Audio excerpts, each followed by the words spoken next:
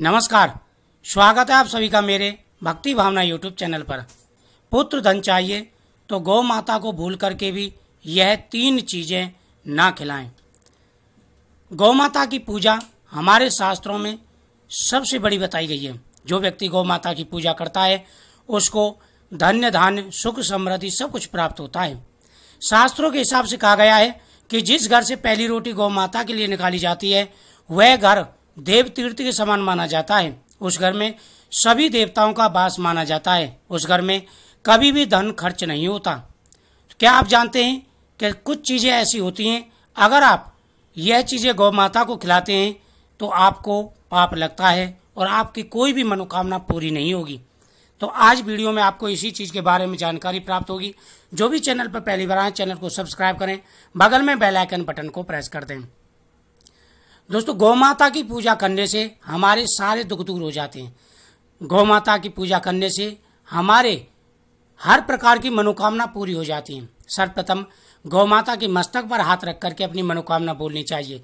साथ ही गौ माता के मस्तक पर टीका करके थोड़े से अक्षत यानी चावल छोड़ करके अपनी मनोकामना बोलनी चाहिए। हमारी सभी मनोकामनाएं पूरी हो जाती हैं। लेकिन कुछ चीज़ें ऐसी हैं, आप अगर भूल से ये चीज़ें खिला रहे हैं तो आपकी यह मनोकामना पूरी नहीं हो सकती। जब भी हम गौ माता को रोटी आटे का पेड़ा खिलाते हैं या हरी चीज़ खिलाते हैं तो हमें बड़ी प्रसन्नता होती है और हमारे कार्यों में जैसे व्यापार में, पुत्र प्राप्ति में या किसी भी कार्य में रुकावटें आ रही हैं तो वह दूर हो जाती हैं। सभी देवी देवताओं का वास गौ माता के शरीर में है, आप सभी जानते हैं। तो कुछ ऐसी चीज़ें हैं जो आपको गौ माता को नहीं खिलानी चाहिए। दोस्तों, सबसे पहले एक चीज़ का ध्यान रखें कि जो आटे का पेड़ा आप गौ माता को खिलाते हैं वह आटे का पेड़ा ताज़ा होना चाहिए। बहुत से होते आटे को गूंथ करके रख देते हैं, फ्रिज में रख देते हैं, या एक दिन पहले का आटा होता है, वो सोचते हैं भाई उस दिन वीरवार है या पूर्णमासी है या कोई भी तिथि, कल गौ माता को बचा हुआ आटा हम खिलाएंगे। तो ऐसी गलती आपको नहीं करनी है। जब भी आटे का पेड़ा आप गौ माता को खिलाएं तो आटा ताज़ा मार करके ही, गूंथ करके ही आपको उसमें गुड़ चना रख करके गौ माता को खिलाना चाहिए। दूसरी बात कि बासी रोटी यानी एक दिन पहले का गूंथा हुआ आटे की अगर रोटी बना करके भी आप गौ माता को खिलाते हैं तो आपको ऐसा नहीं करना चाहिए। ऐसा करने से बचना चाहिए। अगर बासी आटे की आप रोटी बना करके गौ माता को खिलाते हैं तो इससे गौ माता का अपमान होता है और हो सकता है आपके कई प्रकार के कार्यों में रुकावटें आएँ, परेशानी आएँ।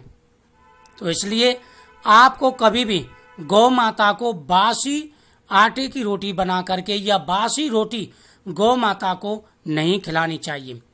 बासी चावल या बचा हुआ भोजन, जो लोग होते हैं खाना खाते हैं, खाना खा करके बहुत से इनका जूठन होता है या फिर किचन में बचा हुआ जो खाना होता है उसे एकत्र करके रख देते हैं, या आप पितृ पूजन कर रहे हैं, पितृ की पूजा से जो सामान बच जाता है उसे आप रख देते हैं कि भाई इसे गौ माता के लिए खिला देंगे। ऐसा आपको भूल करके भी नहीं करना है। दोस्तों, गौ माता हमारी माता है और हमें सारी शुद्ध चीज़ें ही गौ माता को खिलानी चाहिए।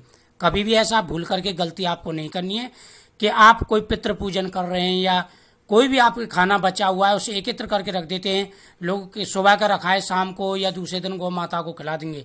ऐसा अगर आप गलती करते हैं तो आपको दंड भुगतने के लिए भी तैयार हो जाना चाहिए। ऐसा आपको भूल के नहीं करना चाहिए। तीसरा, सब्जियां।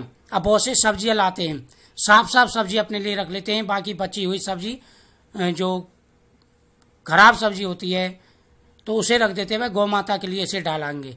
तो ये भूल करके गलती नहीं करनी है। गौ माता को अगर आपको हरी चीज़ें या सब्जी खिलानी है तो ताज़ा लेकर के खिलाएं, शुद्ध चीज़ें खिलाएं।